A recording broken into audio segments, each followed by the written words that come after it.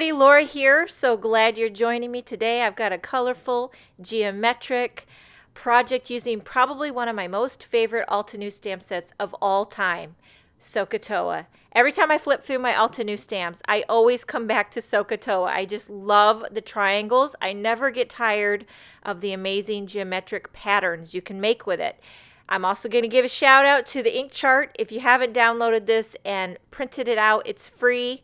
It is amazing resource for using the Altenew inks. I'm going to be using a ton of inks on this project, lots of color, and the colors are just scrumptious. We're starting with the yellow color family. This one here is the buttercream, and that is the lightest of the 4 yellows.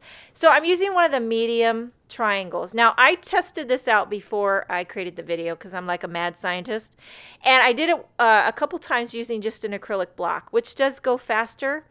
But then when I broke out the Misty, I really loved how precise I could keep my pressure with the stamping, and I could always get my triangles in perfect placement. Sometimes when I use the acrylic block, I start to stamp uphill, you know what I mean? And I don't keep my lines straight. But with the Misty, I just was really happy with how precise I could get it. Okay, so now I'm moving on to the red color family. So you can see that for each row of colors, I use 4 shades, lightest to the darkest, and then I end up with the lightest again. And then now we're on to the purples. And these are my favorites. I love these purples. They're gorgeous. I'll have all the colors linked down below. I'm not even going to try to name the colors because I can't keep up with as quick as I'm moving here. I edited out my video to try to keep it, you know, I like to edit out all the nonsense. You don't see me wiping my stamp off, replacing it, inking it up. It would take forever because I do so much stamping on this card. So I like to keep the show on the road. Anyhow, I won't be able to name the inks, but I'll have it all linked down below for you so you know exactly what colors I used. And I will say that this triangle stamp, all my stamps in the Sohcahtoa stamp beautifully. They're never ever splotchy, and that is because I have stamped them so much. The more you stamp your stamps, the better they will stamp. That's like a tongue twister. So I've just finished stamping all the triangles, and I am giddy over this. This makes me so happy, but I'm not going to stop. I thought it'd be fun to try layering a little bit just for something different. So I took the tiniest little triangle, and I'm going to stamp it, layering it over top. I use the same exact ink color, but when you stamp it, it gives it just a slight shade darker, and I just kind of scatter them around.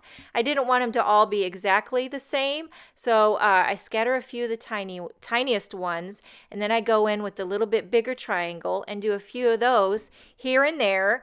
I'm just kind of layering, and I don't have really a plan. I'm just kind of like living in the moment, and I'm absolutely loving, like seriously. But at the same time, I will be honest, I'm having a mild panic attack inside. You wouldn't know it on the outside, but on the inside, having a slight panic attack that I might have just ruined my background pattern that I worked so hard on.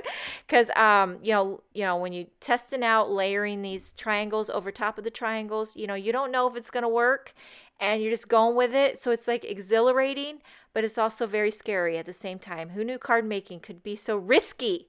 Us card makers, we like to live on the edge. I mean, we're taking risks. We don't know if things are going to turn out, but we do it anyway because we love it, right? And I love how this turned out. I'm really happy. Now, while I'm living on the edge, I thought, why not even take it one step further? I trimmed the angles. I took my ruler and an X-Acto knife, and I trimmed it off like that. I'm going to pop this up on a white card base.